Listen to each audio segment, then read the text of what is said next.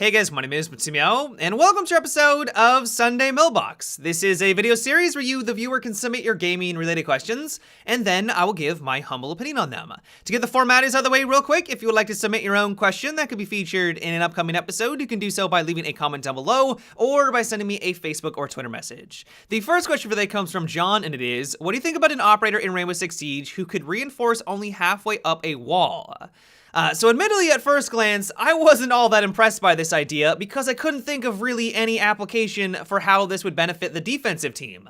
Then when I thought about it a little bit more, it actually has some nice synergies with some of the other operators in the game and could honestly be incredibly powerful, especially when you pair this up with Mira. So first of all, this could just be a nice way at reinforcing between the objectives when the enemy is trying to plant the diffuser. Instead of just opening up a giant hole with the impact nade where the enemy can just see in and out of each of the rooms, you could do this in between and then open it up above it so that you can have something to hide behind. So that way you can still have that mobility between the objectives, but you're not just opening up a giant hole that the enemy can also take advantage of. So that could be one nice benefit. This also has some decent synergy with Tachanka. Tachanka, of course, wants to be able to hide behind something so that the enemy can't shoot at his body, and this halfway reinforcement would be perfect for that. Now, of course, I don't think that this would all of a sudden make Tachanka viable. I mean, he's in a really bad spot right now. He's arguably one of the worst operators in the game, but this would give him more options. Where things get a lot more interesting, though, and we move into the territory where it might be too good though, is when you pair this operator up with Mira. So one strategy that I love to use as Mira is to crouch down with her window, place it on a wall, and then open up above the window itself. That way, when an enemy walks down the hallway, I can just pop up really quickly and take them down. I always know where they are, I always have that great line of sight, and it's really difficult for the enemy to work around this strategy. A lot of the times when I encounter a Mira that's using this on a wall, I just go somewhere else. I'm like, okay, you win. I'm not even gonna try to walk down that hallway because you're gonna be able to take me down no problem whatsoever. Now that's with the current setup where they have to put this on a destructible wall, which has its weaknesses. And Ashe, for example, can use her breaching rounds to aim at the lower part of the wall and just destroy the wall and everything along with it alongside Mira's gadgets. That's one way of countering this strategy. You have Habana, of course. You can just try to get lucky and shoot at the lower part of it, maybe taken out with some feet shots. That's another way. As soon as you implement this brand new operator though, granted you are using two operators to take advantage of this strategy, that becomes much more difficult. If you're just playing as a normal standard operator other than Habana, what do you do in that situation? You don't have really any tools other than just getting lucky with maybe a pre-fire against them to come out of that firefight alive, which isn't gonna happen. And so I don't know if I would want to have someone like this add into the game for this very reason. Now, by itself, it doesn't sound all that impressive. Like, sure, it may add in some different dynamics on some objectives, but admittedly, if there wasn't Mira in the game, I don't think this guy would even really be all that powerful. Like, I don't really know if it would even warrant adding it into the game because I just don't see this shaking up the meta all that much. But if as soon as you pair this with Mira, I think it almost gets to the point where it might be too powerful. And so let me know what you guys think about this operator idea. I'm sort of on the fence right now because on the one hand, paired with Mira, it sounds incredible. Like maybe I'm overestimating right now, but this sounds like something that would be very difficult for offense to overcome. But on the other side, if you don't have a Mira, it sounds pretty lackluster. With all the amazing gadgets that we have on defense, why would you want to play with someone who can only halfway reinforce a wall? That doesn't seem like it would add much more strategy or change up the dynamic all that much in Rainbow Six Siege. And so do you agree with me? Do you think this actually would add in some interesting new strategies? Let me know down below.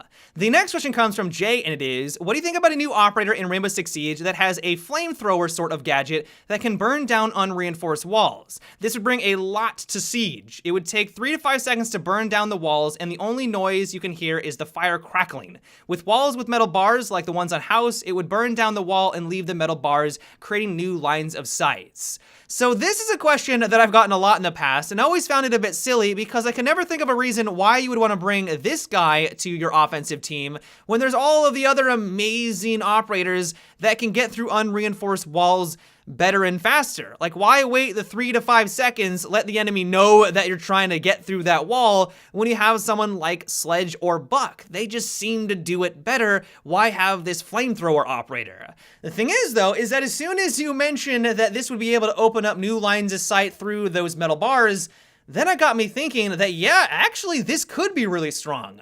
Right now, if you're above the objective room and you want to see what's down below, of course, you can use Sledge or Buck to do so, and it can be really effective to kind of get a nice kill from that verticality. But it can take a long time to do so. I mean, you only have so many buckshots. You only have, so much time to slam your hammer against the floor to be able to open up those lines of sight. Well, what if this flamethrower guy just kind of rolled on in, burned the entire floor down, and now the only thing that separates you and them are those metal bars? Now, this could be a bit of a double-edged sword because the enemy can see you just as well as you can see them, but if you're on like Consulate, for example, and they're defending in the archives, that's going to be very difficult for them to find a hiding spot. Like, yeah, they can also retaliate, but if you're now pushing from above, you're pushing from the sides, they're going to have no way to hide down there, and it could be very difficult for defense to win in those situations. You could also just have this simply be a weapon. Now, it would probably be very difficult to balance because it seems like every single time a flamethrower is in any video game, either it's worthless or it's blatantly overpowered. It seems like most developers have a hard time finding that sweet spot, and I have a suspicion that Rainbow Six Siege wouldn't be an exception to this. And so as long as this gadget wouldn't turn into people running around trying to get kills with it and it was used more as a utility, honestly, the more I think about it, this could be quite interesting. Now, it's not realistic. I don't see how any operator in, the real world would run around with a flamethrower. I mean, let's be completely honest. That's not realistic whatsoever, but it could add in an interesting new dynamic. And so while I'm still not 100% sold on it because it does sound a little weird, it sounds a little gimmicky, in the right circumstances, or if it was done correctly, I could get on board with this idea. The next question comes from Chase, and it is, do you think that they should add another option in multiplayer called unranked? It would be like ranked, but it doesn't affect your rank, and it would give players a chance to practice strategies, operators, etc. Well, at least for me personally, I would love if they did this for Rainbow Six Siege, but I would be very surprised if they did so. One of the reasons why I don't play casual much anymore is because of the 4-minute timer and the fact that you can't choose your spawn. I know this doesn't seem like that big of a deal. It goes from 3 minutes to 4 minutes. Like, you wouldn't think that that would change a whole lot, but it really slows things down. You give people that extra minute, they're gonna take that extra minute. And ever since they went to 3 minutes for ranked, it has been a night and day difference. People are pushing the objective, they're playing the objective. It just makes the game much more fast paced. And while it's not less tactical, I don't think it's less tactical, it just kind of gets the rounds moving, especially when you die at the very beginning of the round and then you have to wait like 4 minutes, the entire 4 minutes, it really drags on. And so to have a new unranked game mode where I don't have to worry about my rank, but it has all the same benefits or it has exactly the same playstyle, I would be completely on board with that. Now, with that being said, I would be very surprised if we ever actually got something like this, because this would split up the community. This would just simply increase queue times. Instead of having 2 different queues that we can join into, there's now 3. Well, that's gonna fracture the community. You're gonna have people that will now join casual, unranked, and ranked.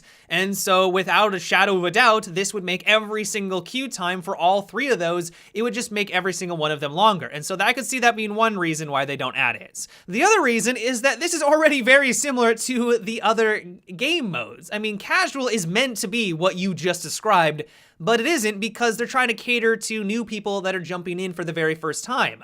They've talked about how they want casual to be very similar to ranked, but then they've made these odd decisions where they make these distinctions between them. The fact that you can't pick your spawn, I find that very baffling. The fact that there is that 4-minute timer. I understand why they have the 4-minute timer, because they want new people to not feel rushed. They want them to be able to have the time to learn these maps, like that is very important. But going from 4 minutes to 3 minutes is a significant difference. Like, that is a huge game changer. And so if you're trying to keep them similar, you'd think that they would have that same time limit. And so all in all, while I do like this idea, I would love to have a casual quote unquote ranked with those ranked rule sets. I just don't see this happening in the near future, mainly because it splits up the community. It's very similar to the modes that we have right now, and for that very reason, I just don't think that Ubisoft would take the time to create it.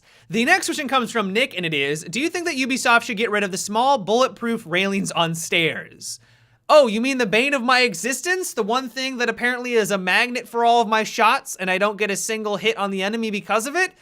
Yeah, I would love if they addressed that. I don't know what it is about video games, and especially Rainbow Six Siege, why they feel the need to make these things not destructible. I have lost so many firefights, and probably won a lot of firefights, simply because I either got lucky or unlucky with some railing shots. And while I don't think they necessarily need to get rid of them entirely, like I don't think they need to go to that extreme, why not just allow us to shoot through them? Maybe do a little bit reduced damage, but at least allow us to do some damage so that there isn't that frustration. And while I know that this is a very small critique, like this isn't like game breaking by any stretch of the imagination, this I think would be a nice quality of life improvement and would hopefully reduce a lot of those frustrating moments. But yeah guys, that is about it for today's episode of Sunday Mailbox. I hope you enjoyed. Let me know what you thought about what we discussed in today's video. Do you like the idea of bringing in an unranked mode into Rainbow Six Siege? Do you think that's a good or a bad idea? Let me know down below in the comment section. As always, if you would like to submit your own question for an upcoming episode, you can also leave a comment down below or by sending me a Facebook or Twitter message. But until tomorrow, guys, have a good one and take it easy.